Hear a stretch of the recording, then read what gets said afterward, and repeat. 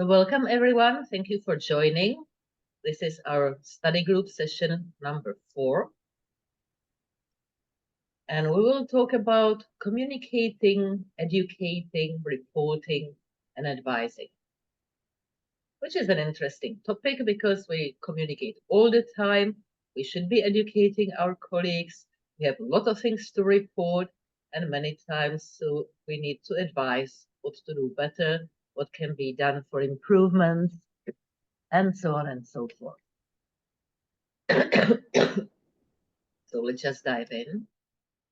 First, let's talk a little bit about the exam writing. I know we talk about it every time, but I believe it's an important thing to share, and not always they are the same people, so allow me to take a couple of things. The time frame is this year from 24th of March to 26th of April, which is approximately a month. And it's a long test. You will have 165 multiple choice questions. And let me tell you straight away that the practice exam is not full representation. So if you pass the practice exam easily, don't think that you are done and you get no surprises. Most of the time we hear people saying, yeah, the practice questions were so easy, but the real exam is much more difficult. So do your homework, study hard, take the practice exam just as a way to practice doing a test, which is much shorter, which is built similarly with multiple choice questions, with the timer ticking, and so on. But keep in mind, it's not a representative sample of the real exam. 15 questions out of those 165 are not scored, but nobody knows, like you and me, we don't know which ones. These are questions that are being tested. If they create problems, if they are easy to understand. So if they pass this validation, they will become the real quiz questions in due time. But right now they are being just tested. You will have 3.5 hours, which is about 1.5 minutes per question. That sounds fine, but some questions you will answer straight away. Some questions may be more demanding, especially if you have select between 1, 2, and 5, 2, 3, and 4, 1, 3, and 5. So these need more attention, very careful reading the answers, the question again, and so on. So here you may likely spend more than 1.5. If you are not a native English speaker, you can buy additional time. It's 1 hour if you are in the testing center, and 2 hours if you are doing it online, like from home. We recommend buying this additional time. It's for a flat fee, $50. And if you can afford it, we certainly recommend it, just in case you would feel more comfortable, in case you're stuck with any question, you are not sure what this or that exactly means. You may read it more than once or twice. So this extra time may give you, the comfort and peace of mind. The practice exam is free of charge, so you can take it. The real exam covers 3 areas of regulations. FDA 21 Code of Federal Regulations, 21 CFR Part 11, electronic signatures, electronic records, and ICHE 6. And I'm saying the regulations because although ICHE 6 is a guideline in the United States, it's part of regulations in most of the other geographies, practically all I'm aware of. Because GCP is taken as it is, the regulators endorse it, and it has the power of a regulation. And most of the things from ICHE 6 also find their way into the Code of Federal Regulations. So this or that way, what is in GCP appears in this or that regulation. Just don't worry, R3, the latest revision, is not covered. One reason is, apart from the EMA, no agency has adopted it, and even the EMA gave transitional period with the effective date, I believe 27 July this year, so half a year transition period. So it's ICH E6R2. Read your candidate handbook.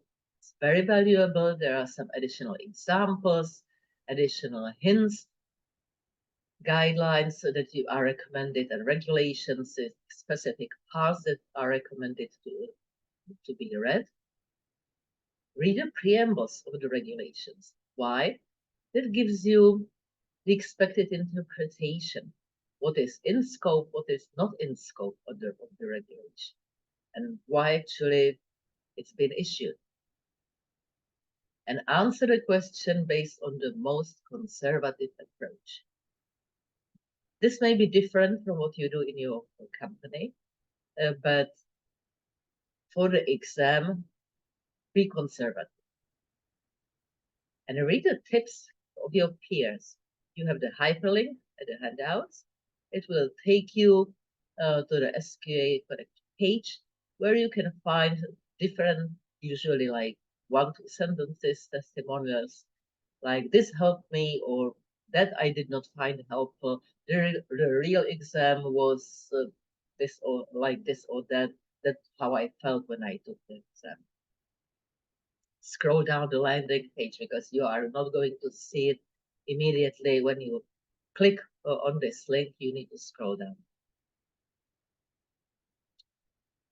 Read the questions carefully and read the answers carefully. It's so very common that we somehow skip very important small words like what is not supposed to be done. And we read it, what is supposed to be done. We just miss the negation and then we answer it.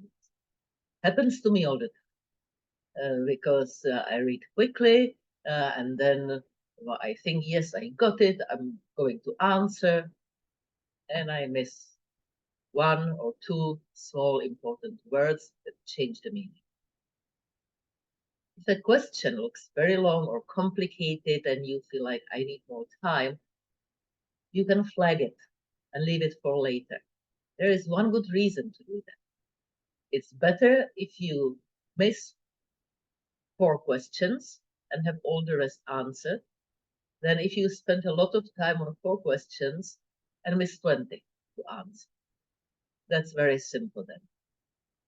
Watch the time. You will have a counter, time counter on the top of the screen, so you will see the time. You don't need to have wristwatch or anything else. You will have the timer in front of your eyes, but just take a look every now and then to make sure you are progressing as expected. If you are not sure, and if you think like, okay, these 2 answers are obviously wrong, but I am not sure, is it this one or is it that one? I don't like very much either of these. I would combine them to have my answer. Just guess. You know, it's like flipping a coin. 50% you get it right, 50% you get it wrong. But you still have a chance to get it right. But if you do not answer, you have nothing. Watch for keywords. Many times it says like site inspection or site audit, meaning you are at the investigator's site, which gives you the environment to which the question refers. Look also for keywords and matching keywords in the answers. Like, if the things are mutually exclusive, then it's most likely not the correct answer. Apply simple logic and choose strategy that works for you. You might have attended the first session, the joint session, when Melanie talked about the psychology of taking exams, especially long exams. I admit I have never taken such a long exam in my life, because when I was a student, we didn't have quizzes. We didn't have basically online tests. That says I'm getting old, yes, I know. But everything was either oral or writing. I mean, handwriting. So things were different. And just sitting for 3.5 hours and focusing, that's not easy. You may feel uncomfortable after some time. The attention naturally starts dropping down. So just close your eyes, stretch a little bit. If you need to go to the restroom, you will be allowed to, but not like 20 times. Anyone has a question? Or a comment or experience? Okay. So try to find something that will give you a restart, like fresh mind. Just take few deep breaths, relax for a while. It's not going to kill you. It's not going to take too much of your time, but you may feel refreshed, and deep breathing also feeds the brain with oxygen. But find, ideally before the exam, your favorite strategy, something that works for you, you feel comfortable with. Maybe skipping a question and returning back. Maybe it's the opposite. So know what works for you. If you didn't have the chance to attend Melanie's session, there is a recording posted. You can watch it, and I definitely recommend doing that. Finally, don't second guess your answers. I fall in this trap all the time. Just even in some historical tests I take for fun, like important historical data, whatever, what happened when, or geography. Most of the time I get it right, my first gut feeling or logic, and then I go back and start, is it really so? Or is it not? And I correct it, and typically I correct a correct answer, making it a wrong answer. So don't second guess yourself. Let's talk a little bit about communicating, educating, reporting, and advising. Today's topic. One of the things that comes immediately is risk communication. That's ICH E6, chapter 5. There is a lot about risks, communicating risks, what it means, to whom should be communicated, meaning to everyone who is involved in the risk control and risk management in a clinical trial. And it says the sponsor should communicate quality management activities to those who are involved in or affected by such activities to facilitate risk review and continue improvement during clinical trial execution. But it's also reporting risks and changes from periodic reviews and so on. There are other communication moments. You may have DSMBs, you may have management review, quality council, GCP committee, audit metrics, observations, kappa metrics. Escalation is also a type of communication.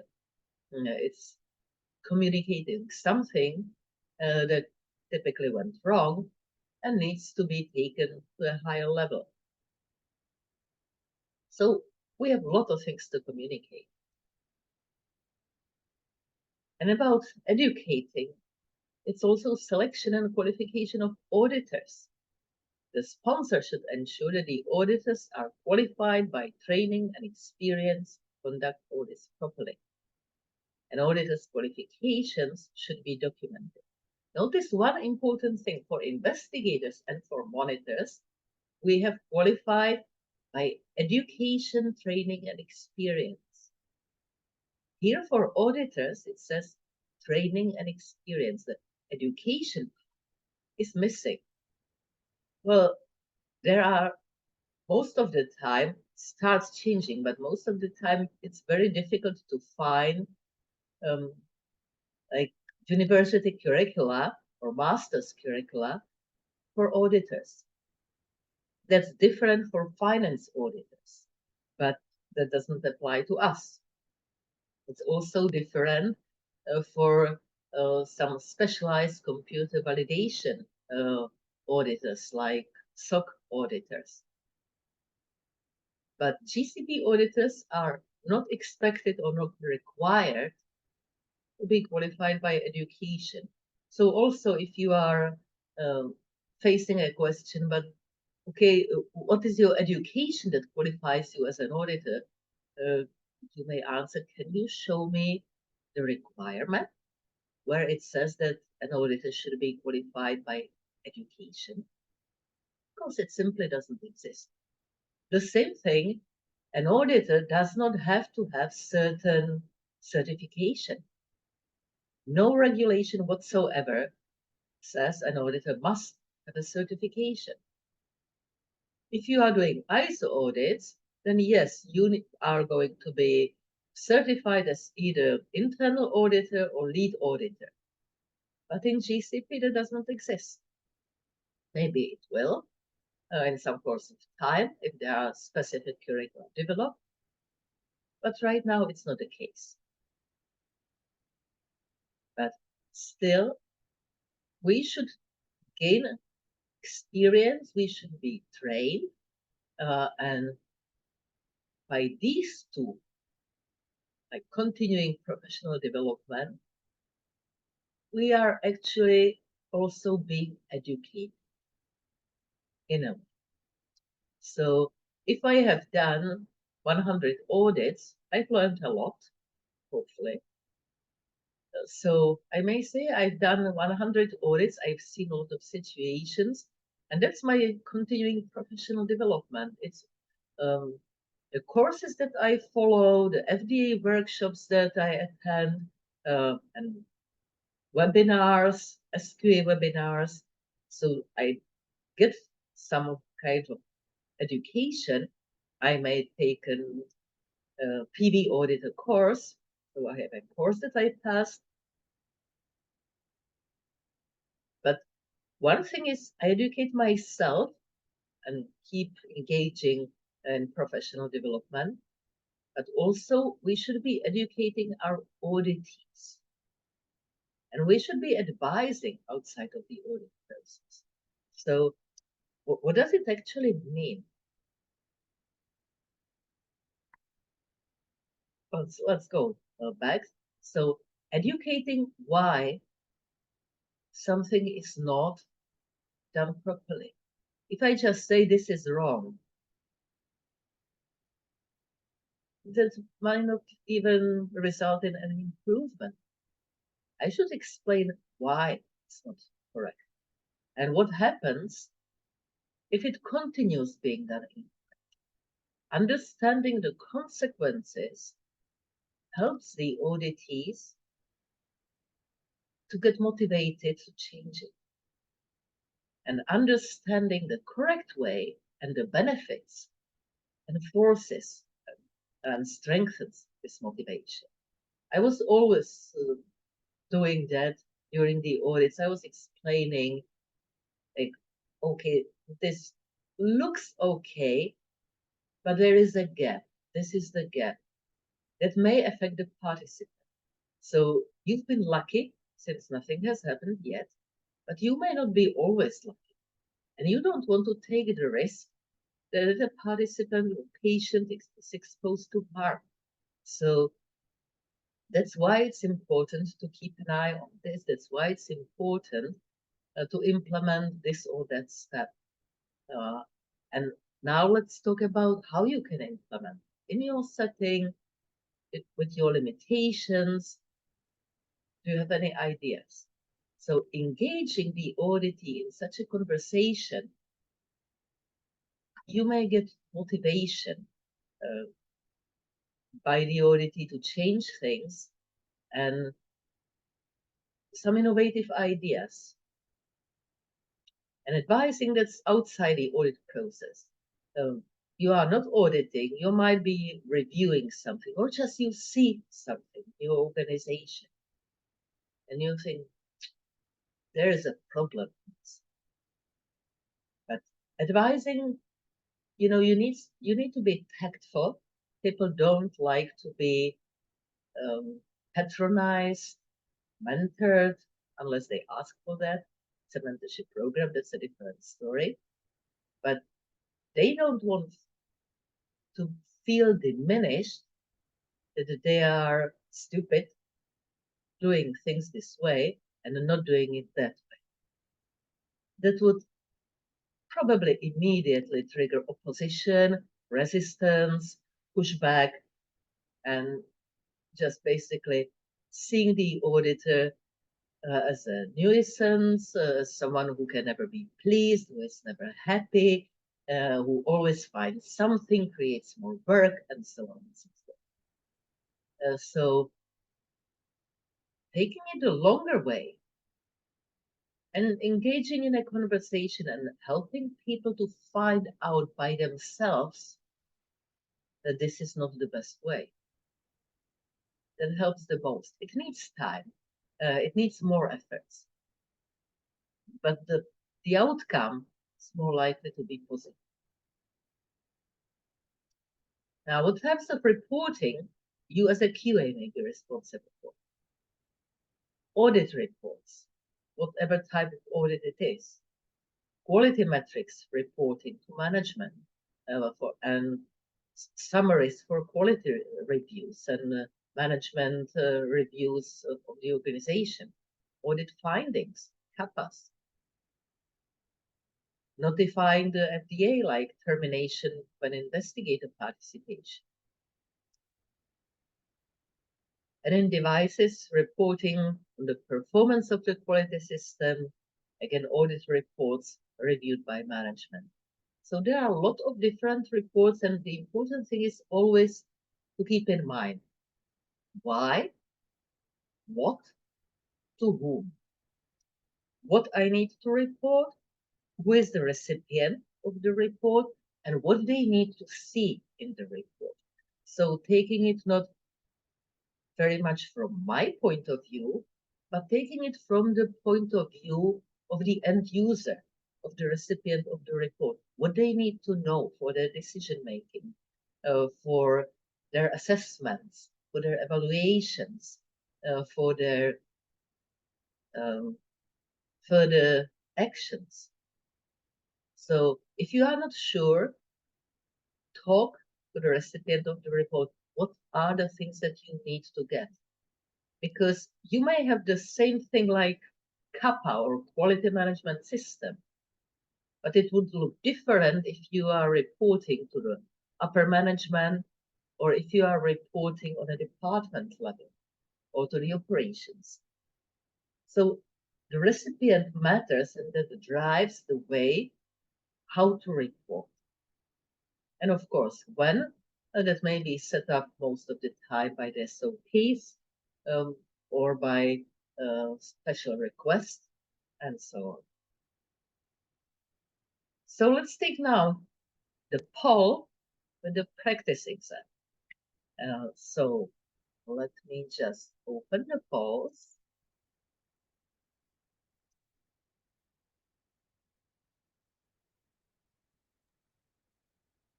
It may not be there properly. Let me double check. I will get that. Yes, yes, I see the previous poll from the previous session.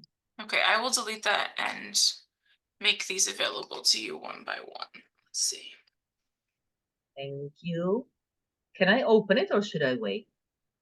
I would wait for just a moment. Okay. At least I can take a sip of coffee.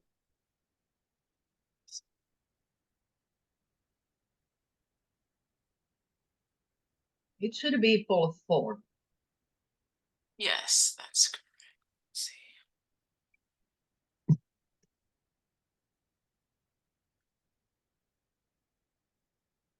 Let me see if we have any questions.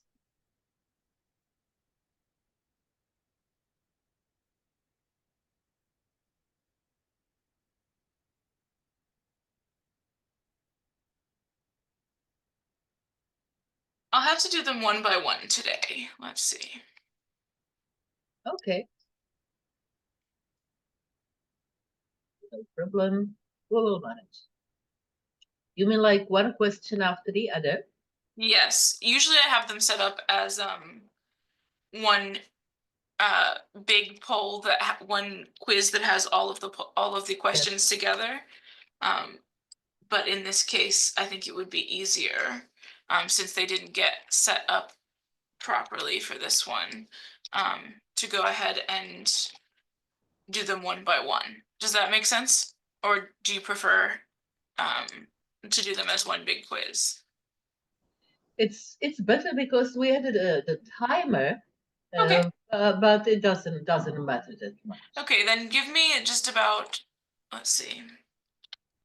Okay. If you need like 5 minutes, we can take some questions and answers if anyone. Yes, give me 5 minutes and I will get that done. Perfect, no problem. So does anyone have any question about the exam, about educating, advising, communicating, reporting, any experience you would like to share? Anything, use the time. We have now a gift of 5 minutes. So take it and make use of it. Hello, I guess maybe I have a comment. And please excuse my voice. I think I'm coming down with something. But I just wanted to echo your comments about the investigator sites, the education piece and how important it is very valuable to the investigator site, in my experience, when they understand why they need to do something, why it's not compliant, what they're required to comply with. It makes a huge difference in their perspective to the audit process and to continuous quality improvement. And that's been my experience in investigator site audits. In fact, so much that I often receive the same feedback most of the time from the PI that this is the first time that an audit has been actually educational. And so they really actually appreciate any additional information about the audit process and compliance. I just wanted to make that comment. Thank you. I can't agree more. And it's the same experience of my best friend who is specialized in investigator site audits.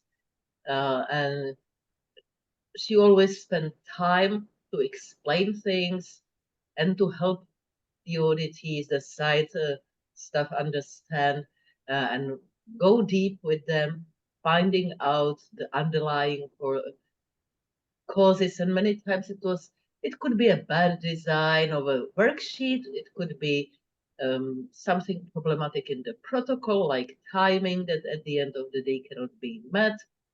So it's not always the site mistake. And I remember when I did, during my many audits, it's not only the site that may get a finding, it's also the CRO, it's also the sponsor. And many times they got more findings than the site, because I found out that actually the original or the very true root cause was somewhere at their side. So that led to difficulties of the site they could not easily handle. And just recently I did a process audit for a client, a pharma company. So they were the auditee and the client at the same time. And I gave them a crash course on clinical risk management because it was about investigation product management process from start to end. And I found out that this part was, well, somehow omitted. They were looking at other risks, but not really too much at the IP-related risks. So I don't mind spending half an hour or an hour to explain, and they were very, very, very happy. So audit is a supportive thing. That's not an inspection. That's not just finding non-compliances. Audit is supporting. So whether it's internal audit or external audit, site audit, don't be afraid to explain, to spend time to help the auditee to understand. And most of the time, if you go there again, there is a much better chance you will see an improvement than if you just say, this is not correct and this should be done wrong. This is the regulation, read it and fix it. What do you expect in such case? I wouldn't expect much.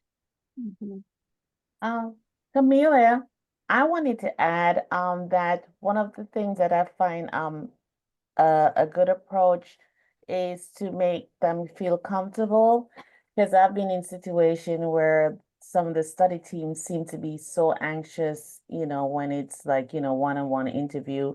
But I usually stress at the opening that, this is a partnership.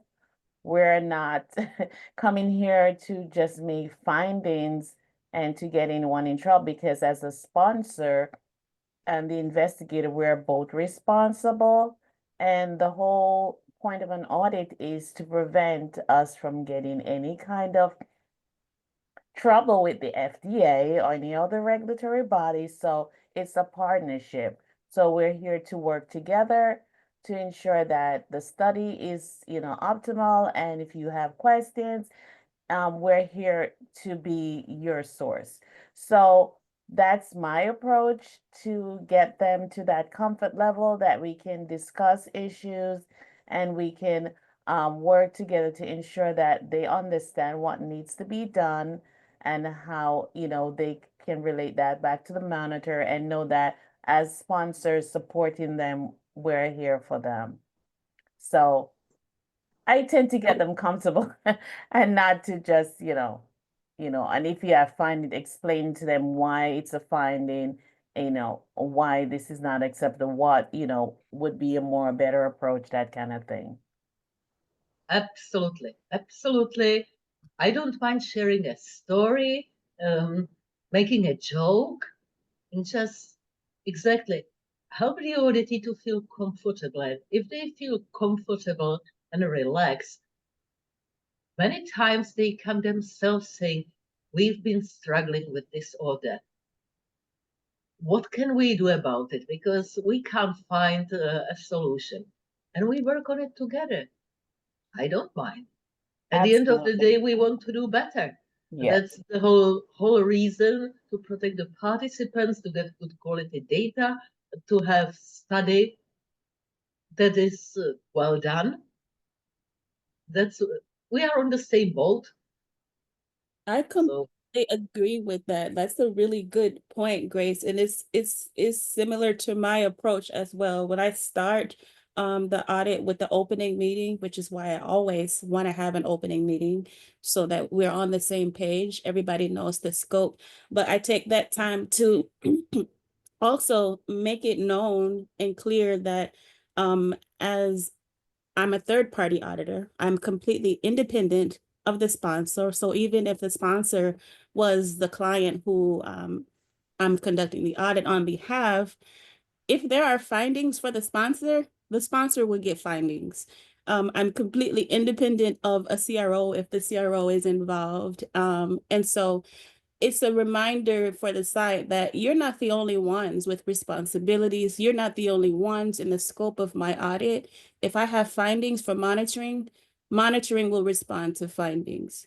So I think that kind of helps them to feel like they're not being policed and that it is a collaborative effort. Yes. I just wanted to break in quickly and say that of course, Camilla, you're running the meeting, so you can launch the poll whenever you'd like, but it is ready to go when you'd like it. Thank you very much, Lydia. Thank you. You are wonderful. just one last comment here. During one of my last site audits, it was just 2 days on site. I spent the whole first day talking to the site team, walking the facility, learning about the healthcare system in the country. I wanted to know not just where and what do they do, but who are these people? To see as much as I can their approach to the participants. And the concern of my client was the site has so many patients. They recruited so much more than any other site. So is everything okay? Do these patients really exist? And at the end of the audit, at the end of the first day, I knew the secret. And at the end of the audit, at the closing meeting, I told them, I know why you can recruit so easily and why your patients stay. You give them the time and attention, the two commodities that are luxury in the healthcare system, most of them. So if a patient needs 2 hours, you give them 2 hours. If they have questions, if they call you in the evening, you pick up the phone, you may even go and see the patient at their home. So they feel cared for.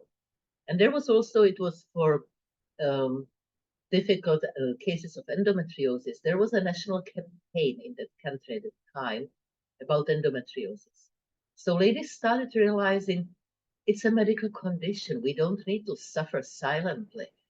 And as they found this investigator and this site so much welcoming and caring for them, of course, they told their friends, I found the best place possible. So they were coming from even long distances just to be at that site, taken care by that study team. And I told the sponsor, this is the secret. I am not surprised that compared to the big hospitals where, okay, for this participant, you have 5 minutes, and then the participant needs to move here, needs to move there. Everything is, the old Ford factory to manufacture cars. So the belt moves, everybody needs to do their task at exactly precise time point because then the belt moves further. So here the time stopped as much as the patient needed. And that was the whole point. So I'm maybe in a way also inspired by this, and I stopped when I see the auditee struggling with something. I take the time to walk them through the process and explain maybe a little bit of theory and helping them, even providing some tools or pointing out to good publications or webinars. We want to do better. We want to have better trials. We want to be as sure as possible that the medication that I'm going to take tomorrow, or you may be taking one day, or your dear ones, is as good as possible. That it was tested rigorously, that the results were good, that there was nothing faked in such study. The regulators got good data to make their decisions. That's our main objective, to have better care, better treatment options for the patients of today and tomorrow. That's our mission. That's why we do what we are doing. So let me take the poll. Excellent. Thank you, Lydia. So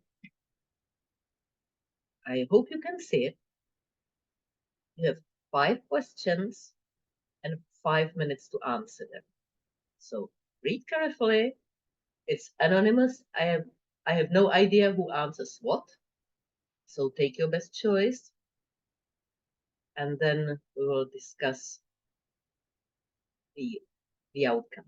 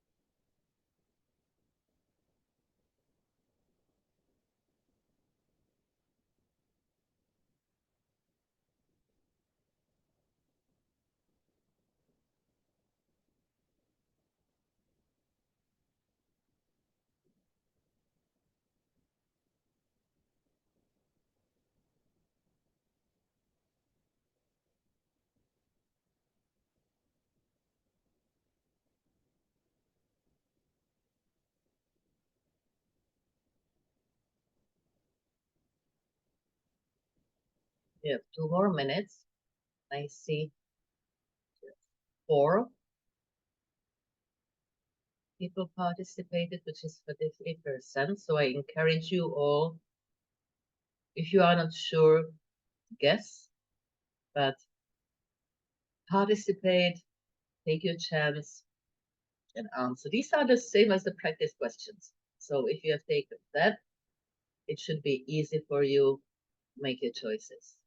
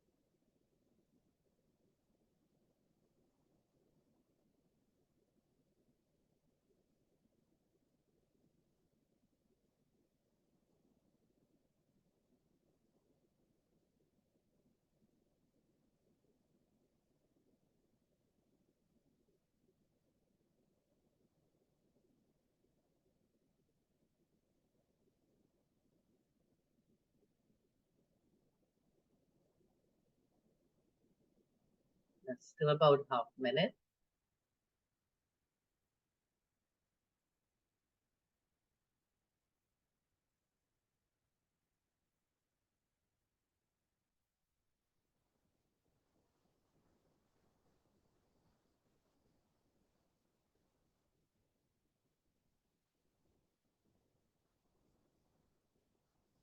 Okay. Time ended. Let's see, 91%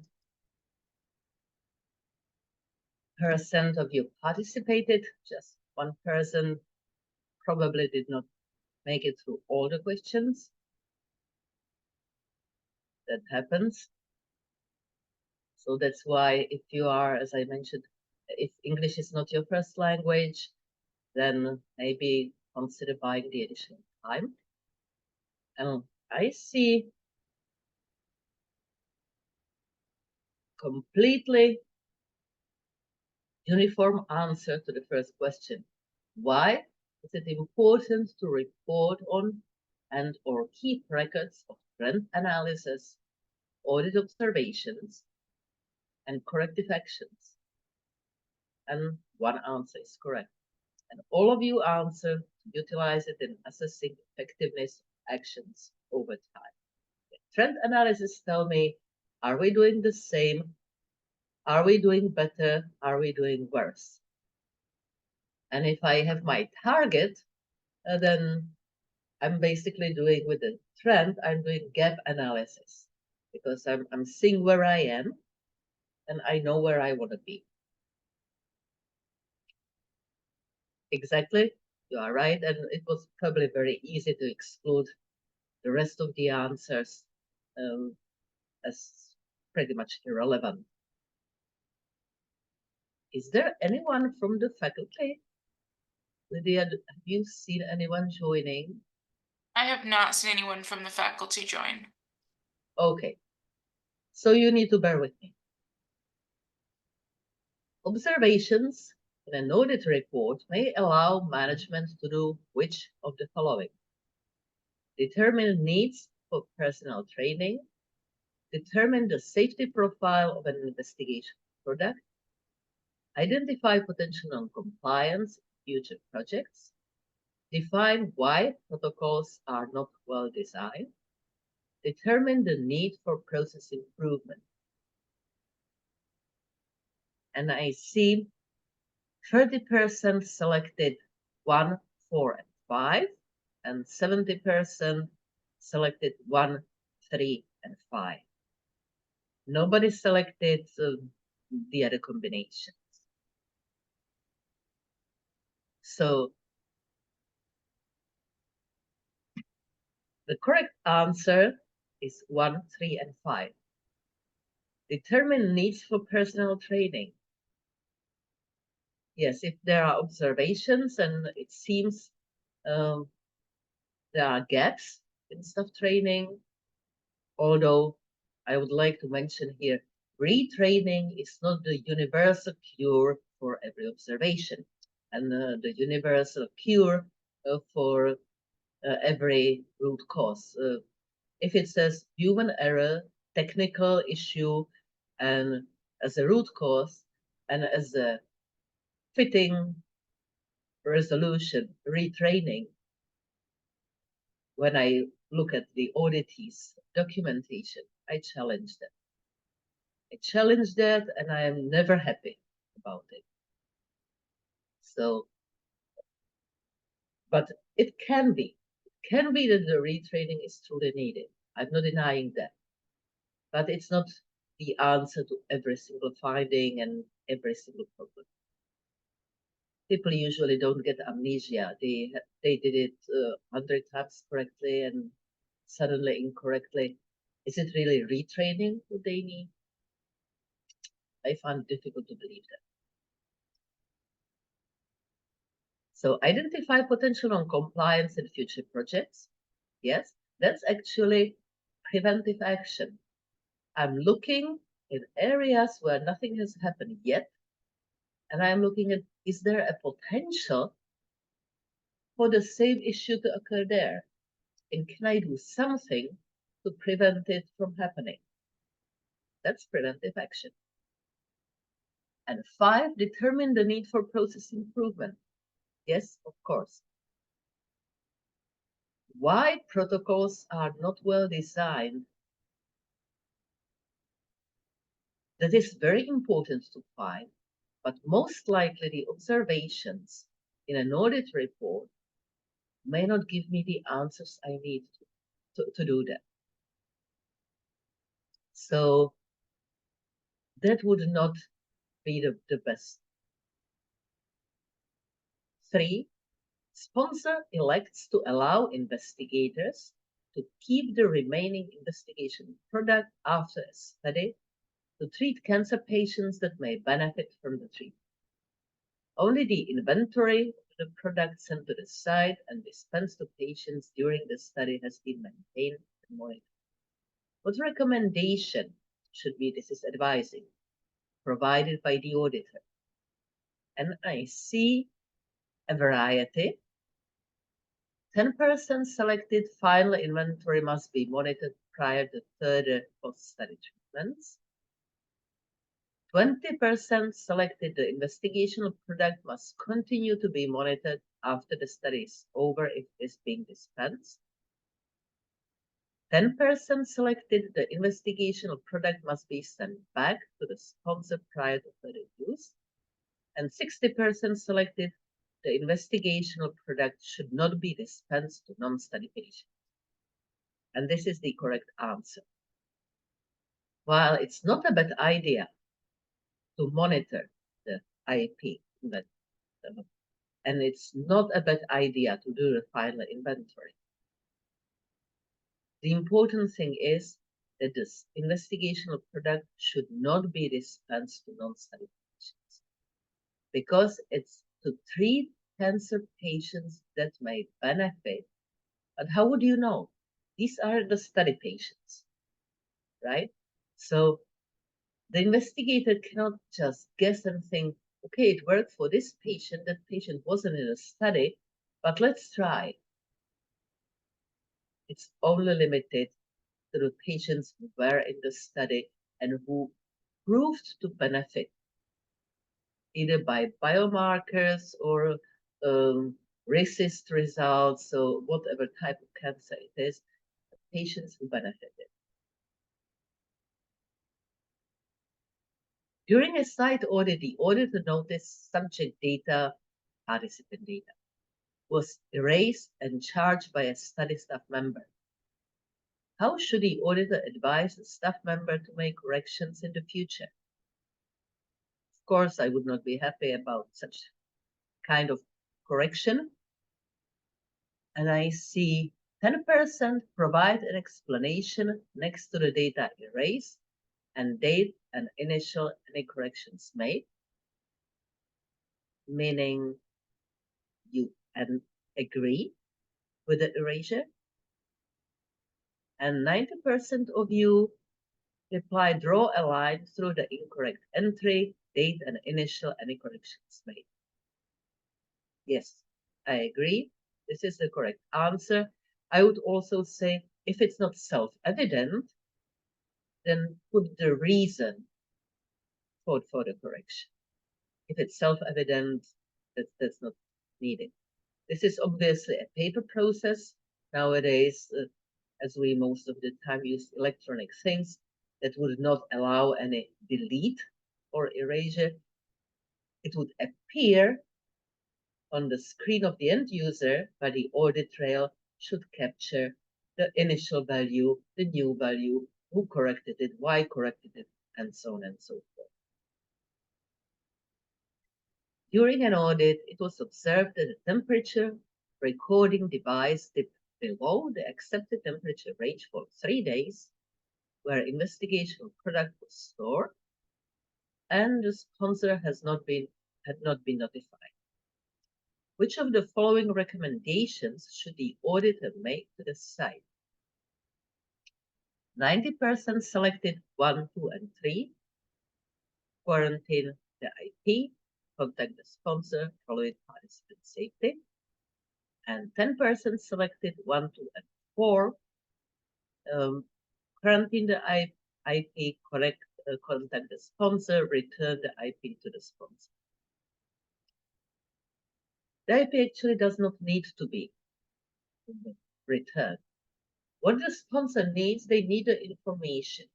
And what they do, they will analyze the stability data and see whether that extent of move outside the recommended range for that particular duration means that the IP is not fit for use, or if it's still within the stability of the product. The stability, most of the time, the range is much wider than the recommended temperature for storage. So this helps the sponsor to decide, can it be used, can it not be used? Please stop sharing. And you will get, just a few minutes, in the handouts, you will get all the references for each answer and the correct answer, as you can see. Now I can stop sharing. Can you go back to the second question? I was trying to see the answer to the question. Can you go back through them? You kind of flipped through them fast. Can you go back Yeah. through the questions real quick? Yes, okay, let me share again. Which one? Go Which back. I question? think it was the second question I was trying to see. This one? Yeah, I just wanted to make sure I had it. I thought I had it right. Let's see. Yeah. Okay. Okay, Yes, that's fine. I was just trying to check that one. sure, of course.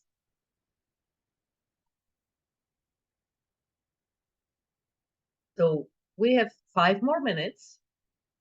If you have any other question related to these questions, to those situations in the questions, any experience you would like to share, any other question related to exam or to your situation at work, if you feel comfortable sharing it, of course, without confidential information, use the time, feel free. Hi, Camilla. I'm just jumping in because to provide some technical support here since you don't have another panelist. Someone said in the chat, I feel like incorrect answers to questions often reference the FDA, but I'm curious if there are ever cases where an auditor should report information directly to the FDA. That's a good question. Let me also read it one more time for myself.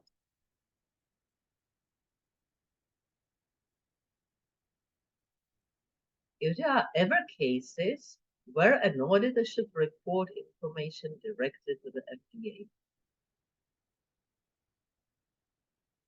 If I find very clear fraud, and I have evidence that I have been able to secure, whether taking a picture, making a copy, I would be seriously considering that, but still, I would say it should be the sponsor. But if the sponsor tries to sweep it under the carpet, I would give the sponsor first a chance. Of course, the sponsor needs to be informed. But if they try to sweep it under the carpet, I would very seriously think about reporting it, and probably I would.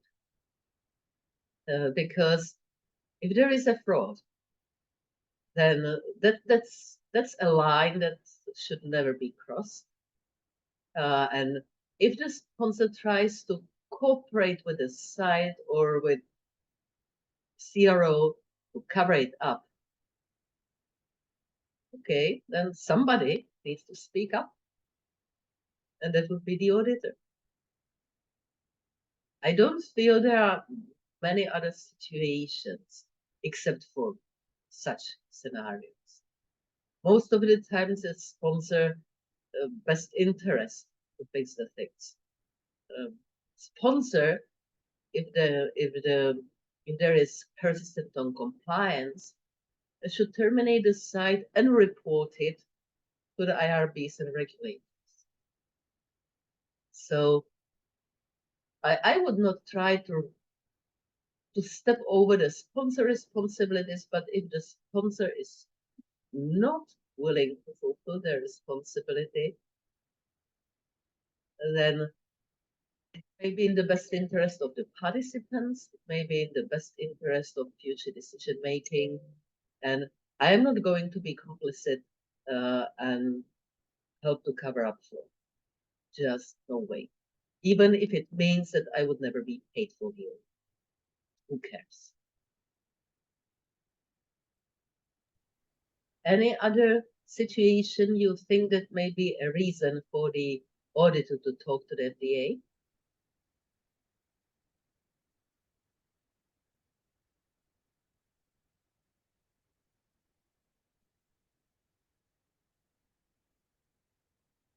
Many of you probably other commitments. We are on the top of the hour. So thank you very much for participating. Looking forward to see you next week at the same time, and have a good week in the meantime. Thank you very much, and thank you, Lydia, for support. Take care. Thank you. Bye. Thank Bye-bye. you. Bye. Bye.